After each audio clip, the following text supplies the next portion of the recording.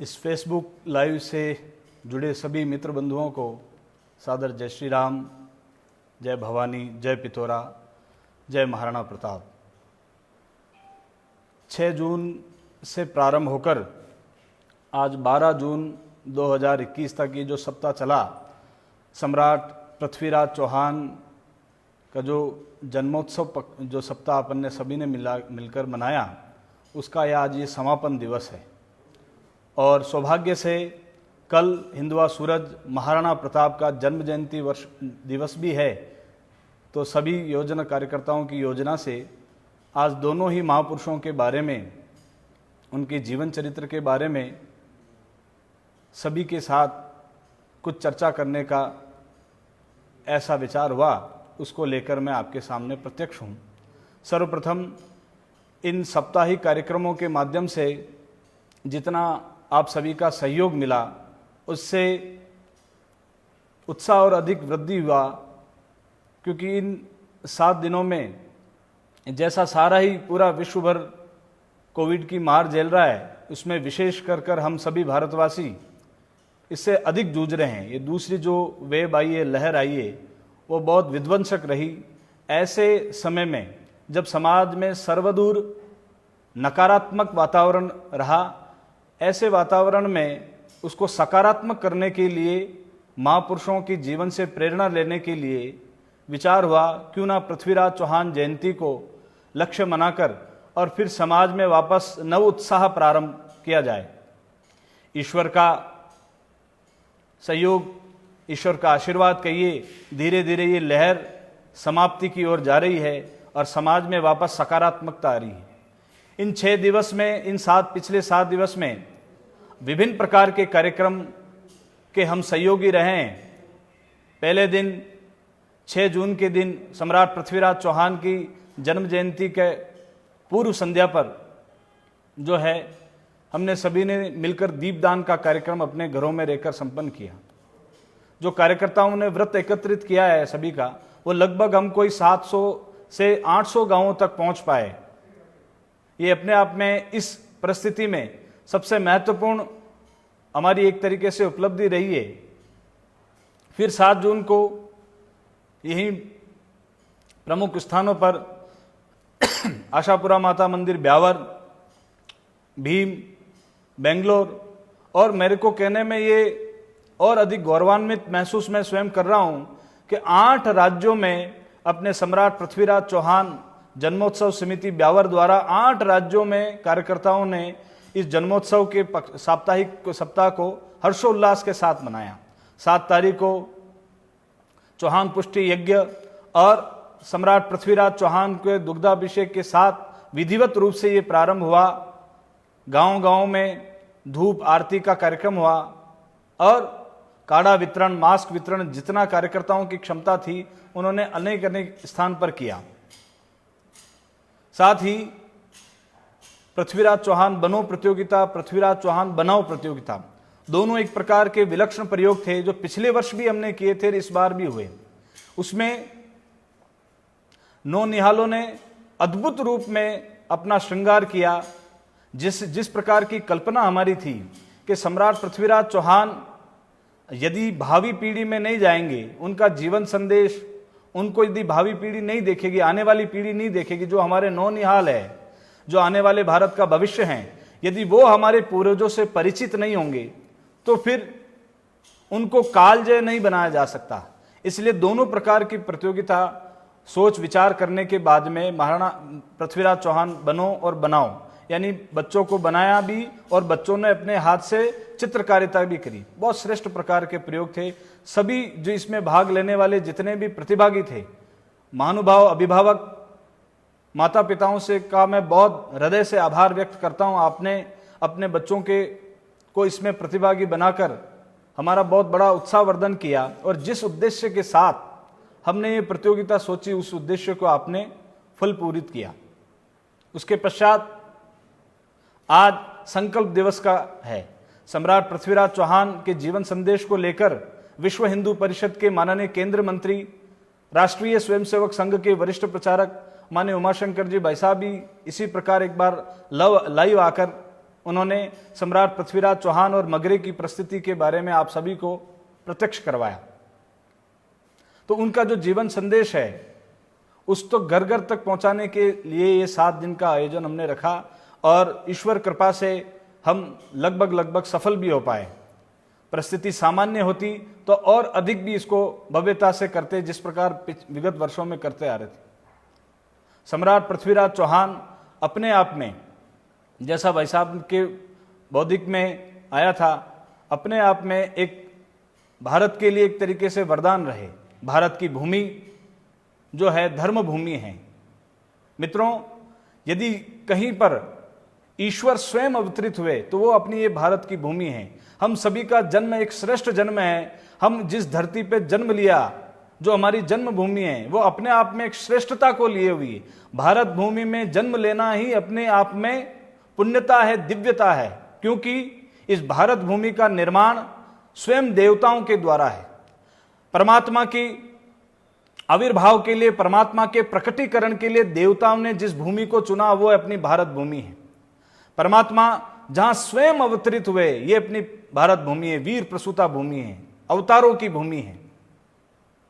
परमात्मा को अपना जो संविधान है, यानी मानव मात्र को नर से नारायण बना देने वाला जो धर्म है वो सत्य सनातन धर्म है। तो जब जब धर्म की स्थापना परमात्मा को करनी थी तब तब उन्होंने भारत भूमि पर अवतार लिया। शेष जगह कहीं धर्म की दीक्षा शिक्षा देनी होनी थी तो परमात्मा ने अपने पैगंबरों को भेजा, रसूलों को भेजा, अपने नौकर चाकरों को भेजा।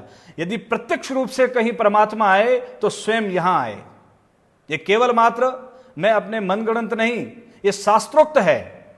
जब कुरुक्षेत्र के अंदर अर्जुन ने भगवान को पूछा, आप इतनी सारी बातचीत कह रहे हैं कृष्ण, तो आप भगवान है क्या? तो श्री कृष्ण ने अपना पूर्ण वैभव, पूर्ण सब पूरा विराट अवतार बताया और जो कुछ हूं वो मैं ही हूं। और भगवान ने कहा, यदा यदा ही धर्मस्य ग्लानिर्भवति भारत अभ्युत्थानम धर्मस्य तदात्मनम सृजाम्यहम्। जब जब धर्म की हानि होगी, अधर्म का बोलबाला होगा, तब तब मैं आऊंगा और धर्म की स्थापना करूंगा।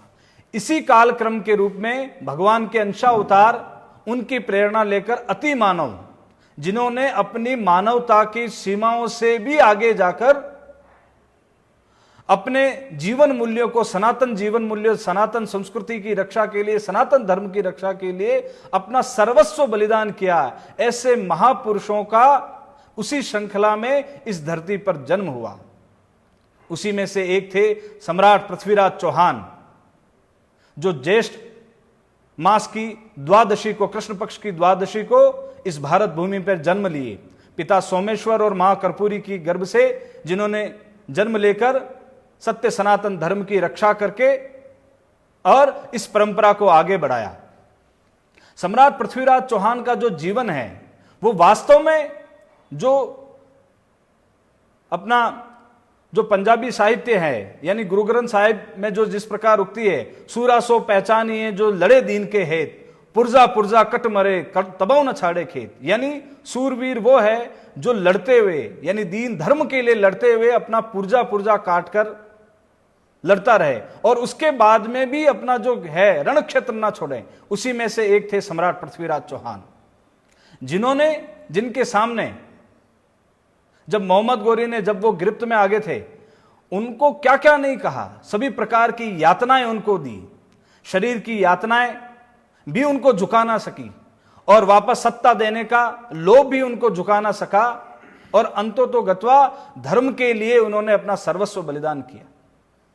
मोहम्मद गोरी ने उनके सामने रखा था, इस्लाम ग्रहण कर लो, मैं तुम्हें वापस दिल्ली का राज देता हूं, भारत का सम्राट बनाता हूं, तुम्हें संपूर्ण वैभव लौटाता हूं, लेकिन सत्य सनातन धर्म है उससे च्युत होकर और इस्लाम ग्रहण करो।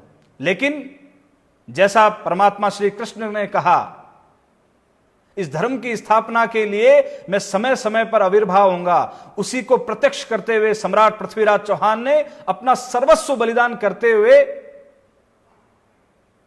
मोहम्मद गोरी को उसी की धरती पे जाकर बसंत पंचमी के दिन उसी की कैद में रहते हुए अपने जो शब्द वेदी बाण से उसको अल्लाह को प्यारा किया।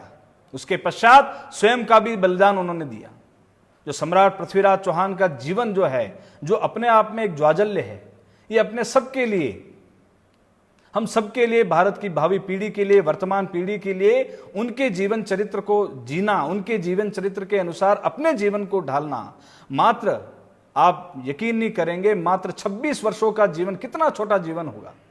इतने छोटे से जीवन में उन्होंने क्या कुछ नहीं किया। तो सम्राट पृथ्वीराज चौहान का जो जीवन संदेश है, इस जन्मोत्सव सप्ताह के रूप में हमने जन जन तक पहुंचाने का प्रयास किया। और आपको भी बहुत बहुत हृदय से साधुवाद कि आपने हम सभी का इस प्रकार के कार्यक्रमों में भाग लेकर, सहभाग लेकर, प्रत्यक्ष अप्रत्यक्ष सब प्रकार से हमको सहयोग किया। उसके लिए मैं बहुत आत्मा से आपका ऋणी हूं। दूसरे रूप में, क्योंकि कल 13 जून यानी जो ज्येष्ठ मास जो है उसकी शुक्ल पक्ष की तृतीया है, तो शुक्ल पक्ष की तृतीया को जैसे ही वापस उजियारा हुआ, उस शुक्ल पक्ष की तृतीया को यानी कल हिंदुआ सूरज प्रातः स्मरणीय महाराणा प्रताप का भी जन्म दिवस है। तो क्यों ना, क्योंकि उनका भी जो जीवन है वो संपूर्ण विश्व भर को भारत की शौर्यता, वीरता, स्वतंत्रता, प्रियता को दर्शाता है महाराणा प्रताप का जीवन। तो आज के दिन उनके गुणगान करना भी प्रासंगिक है, क्योंकि सम्राट पृथ्वीराज चौहान की तरह ही महाराणा प्रताप भारतीय जनमानस में इस प्रकार से हैं, उनका स्मृति मात्र से ही लक्षावधि हृदय सनातन धर्म से अनुप्राणित होते हैं। लाखों करोड़ों लोगों को स्वतंत्रता के लिए, जीने मरने के लिए, सत्य सनातन धर्म के लिए सर्वस्व न्योछावर करने की प्रेरणा देता है। वैसे अनेक प्रकार से हम महाराणा प्रताप से परिचित हैं ही, उनके जीवन से भी परिचित होंगे, लेकिन आज के दिन पृथ्वीराज चौहान सप्ताह के जो जन्मोत्सव सप्ताह के समापन और पर मैं विशेष रूप से जो सम्राट पृथ्वीराज चौहान के साथ साथ महाराणा प्रताप के जीवन पर जो कुछ विशेष रूप से जो बातें हैं, वो उसकी तरफ मैं आपकी ध्यान आकर्षण करना चाह रहा हूं। बाकी तो हम सभी ने उनके जीवन काल को, उनके जीवन चरित्रों को पढ़ा ही होगा, कहीं ना कहीं सुना ही होगा, लेकिन जब जब मैं महाराणा प्रताप के जीवन को पढ़ता हूं तो तब ना जाने क्यों मेरे को भगवान श्री राम, मर्यादा पुरुषोत्तम श्री राम का जीवन सदृश्य महाराणा प्रताप का जीवन लगता है। अनेक बार इतनी साम्यता है महाराणा प्रताप के जीवन में और भगवान श्री रामचंद्र के जीवन में कि पढ़ते पढ़ते ऐसा लगता है कि वापस श्री रामचंद्र भगवान सशरीर महाराणा प्रताप के रूप में अवतरित हुए। मेरे कहने पर आपको अतिशयोक्ति हो सकती है, लेकिन कुछ तथ्य हैं, कुछ जीवन इस प्रकार का है महाराणा प्रताप का, ताकि ये धीरे जब उसको अपन पढ़ते हैं, अध्ययन करते हैं, तो अनुभव करते हैं कि हाँ, वास्तव में उसी प्रकार की मर्यादा का पालन महाराणा प्रताप ने अपने जीवन में की। कितनी साम्यता है। जब राज तिलक होना था, यानी जब राजाभिषेक होना था परमात्मा श्री राम का, जब उनको राजा बनना था, तब आकर एक दिन पहले यानी रात्रि के समय यह तय हो जाता है कि अगले दिन राज्याभिषेक है और दूसरे दिन उस व्यक्ति को वनागमन करना पड़े, वनगमन करना पड़े, तो किस प्रकार की होगी। ठीक उसी प्रकार महाराणा उदय सिंह जी का जब देवासान हुआ, उस समय जो राज्याभिषेक, क्योंकि सबसे बड़े सपुत्र जयवंती बाई के बड़े सपुत्र जयवंती बाई की जो गर्भ से जिन्होंने जन्म लिया महाराणा प्रताप, उनका राज्याभिषेक होना था, लेकिन उनके जो छोटे भाई थे, धाराबाई के जो पुत्र थे, जगमल क्षमा कीजिएगा, जगमल का राज्याभिषेक कर दिया गया। जब सारे सामंतों ने देखा कि महाराणा प्रताप जो प्रताप है वो महाराणा उदय सिंह के शव यात्रा में शामिल है, क्योंकि रिवाज है जो महाराणा है वो कभी भी शव यात्रा में शामिल नहीं होते हैं ऐसे कार्यक्रमों में। तब मेवाड़ के सभी सामंतों ने देखा प्रताप यहां कैसे है। तब सबको पता चला कि किसी कारण से उदय सिंह ने भटियानी रानी के प्रेमवश में या किसी प्रकार के प्रलोभन में आकर जगमाल को अपना उत्तराधिकारी घोषित कर दिया। तो सभी सामंतों ने एक दृष्टि से महाराणा प्रताप चुने हुए महाराणा थे। सभी सामंतों ने चुनकर वहीं गोगुंदा में जो बावड़ी है, जो आज भी राज तिलक बावड़ी के रूप में प्रसिद्ध है, उस गोगुंदा की बावड़ी में वहीं अभिषेक कर दिया। जिस प्रकार सम्राट जिस प्रकार श्री रामचंद्र भगवान का राज्याभिषेक हुआ, उसी प्रकार श्री महाराणा प्रताप को भी अपना राज्याभिषेक उस प्रकार। फिर दूसरा, राज्याभिषेक तो हो गया, लेकिन राजा वो नहीं रहे, यानी सतत संघर्ष का समय रहा। राज्याभिषेक से ही, जब राज्याभिषेक हुआ महाराणा प्रताप का, उसके 4 वर्ष बाद में, यानी 28 फरवरी 1572 को महाराणा प्रताप को एक तरीके से राज मिला। लेकिन उसके 4 साल बाद, यानी 18 जून, जो अभी 4 दिन बाद में ही 6 दिन बाद में ही आनी है, 18 जून 1576 को विश्व का जो प्रसिद्ध, जिसको जेम्स टॉड कहते थे, कर्नल जेम्स टॉड, जिसको थर्मापोली का युद्ध कहते थे, वो थर्मापोली का युद्ध यानी हल्दी घाटी का युद्ध लड़ा, केवल 4 वर्ष के पश्चात। यानी इस समय में केवल 4 वर्ष, कोई भोग विलास कुछ नहीं, ना राज्याभिषेक यानी राज मिलने का आनंद कुछ नहीं। जैसे ही राज मिला, यानी ताज ना पहनकर कांटों भरा ताज पहना हो, जिस प्रकार भगवान श्री राम जंगल में जाकर वनवासियों को संगठित करते हैं, उसी प्रकार राज मिलने के पश्चात महाराणा प्रताप वनवासियों को, भीलों को, उनकी सेना तैयार करते हैं। जिस प्रकार क्षमा कीजिएगा, जिस प्रकार श्री राम भगवान के सामने उस समय का सबसे विराट शत्रु, जिसको रावण कहा है, जिसका तीनों लोक में शासन था, जिसके पास अत्याधुनिक अस्त्र शस्त्र थे, भगवान राम के पास केवल भीलों की सेना, वनवासियों की सेना, धनुष बाण। रामचरितमानस में भी आता है, जब दोनों सेना को आमने सामने देखते हैं विभीषण, तो उस समय कहते हैं, नाथ न रथ नहीं तन पद त्राणा, कई विध जीतों वीर बलवाना, कि हे भगवान श्री राम, आप इस रावण से किस प्रकार जीतेंगे, जिसके पास अत्याधुनिक अस्त्र शस्त्र हैं, जिसकी सेना दुर्जय है, और एक तरफ आप नाथ न रथ नहीं तन पद त्राणा, जिसके पास रथ नहीं है, जिसके पास ठीक से पहनने के लिए कवच नहीं है, जिसके पास वस्त्र तक नहीं है, पांव में पहनने के लिए पदत्राण नहीं है, शिरस्त्राण भी नहीं है। ऐसे समय में जब कवच कुछ भी नहीं है, अस्त्र शस्त्र नहीं है, तो आप उससे किस प्रकार लड़ेंगे? तो ठीक वैसे का वैसा ही एक तरफ संपूर्ण भारत का जो सम्राट था अकबर, जिसके सामने यदि आप देखेंगे मुगल साम्राज्य को, अब आप कृपया करके 1500 ईस्वी के जो मुगल साम्राज्य को देखेंगे, और उसमें यदि महाराणा प्रताप का जो मेवाड़ है उसको देखेंगे, तो एकमात्र राय का दाना भी उसमें मुझे लगता है अधिक बड़ा होगा। इससे छोटे से साम्राज्य, एक छोटे से रियासत को लेकर वो इतनी बड़ी संतुलन के साथ में लड़े। एक तरफ जैसे रावण था, वैसा का वैसा ही अकबर था। उस अकबर के पास उस समय तोपें थी, उस समय बंदूकें थी, और महाराणा प्रताप केवल मात्र भीलों की सेना, जिसके पास धनुष थे, और धनुष भी कोई उस प्रकार की नहीं थे, वन में जिस प्रकार की सहयोग मिल जाए उस प्रकार के धनुष थे। लड़ने वाले कौन थे? सामान्य से थे। और एक तरफ उसके पास, जब ये हल्दी घाटी का युद्ध आप पढ़ेंगे, हल्दी घाटी के युद्ध का वर्णन पढ़ेंगे, तो एक विशाल सेना, लगभग कोई 20-25 हजार की सेना अकबर की थी। उसके सामने केवल मात्र 3000 घुड़सवार और 400 धनुर्धारियों के बल पर महाराणा प्रताप ने अकबर को चुनौती दी, जैसा लंका के युद्ध में श्री रामचंद्र ने रावण को चुनौती दी और यशस्वी होकर वापस अयोध्या का राज किया। ठीक उसी प्रकार जो युद्ध में जिस प्रकार अदम्य साहस महाराणा प्रताप ने दिखाया, वो वास्तव में श्री राम तुल्य थी। जिस प्रकार की मर्यादा का उन्होंने आजीवन निर्वाह किया, वो वास्तव में श्री राम सदृश्य ही है। इसलिए कई बार जब मैं उनको पढ़ता हूं, तो बार बार मेरा मन श्री राम की तरफ, उनके रूप में राम के ही दर्शन होते हैं। तो इस प्रकार का एक महामानव, इस प्रकार का एक अति मानव, एक अवतारी पुरुष महाराणा प्रताप का जन्म भी कल के दिन है। उसकी पूर्व संध्या पर हम सभी उनके गुणों की चर्चा कर रहे हैं।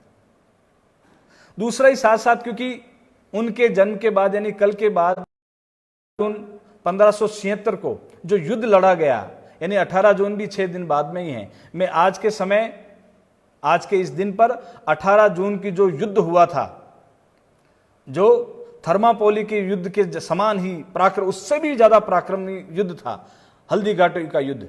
उसी के अनुरूप, उसी के बारे में भी मैं थोड़ी चर्चा करना आपके सामने चाहूंगा। हल्दी घाटी का युद्ध अपने आप में भारत का जो है, उन 4 घंटों में जो प्रकार मेवाड़ी जो वीरों हैं, उन वीरों की गाथा को किस प्रकार का वर्णन कवि ने किया। तो जो हल्दी घाटी के युद्ध के बारे में मैं आपसे निवेदन करूं कि हल्दी घाटी का युद्ध 18 जून 1576 को लड़ा गया। इस युद्ध के अंदर जो है बहुत बड़ी भारी सेना के रूप में आमेर का राजा जो था, राजा मान सिंह, कुछ और होता। उस 4 घंटे में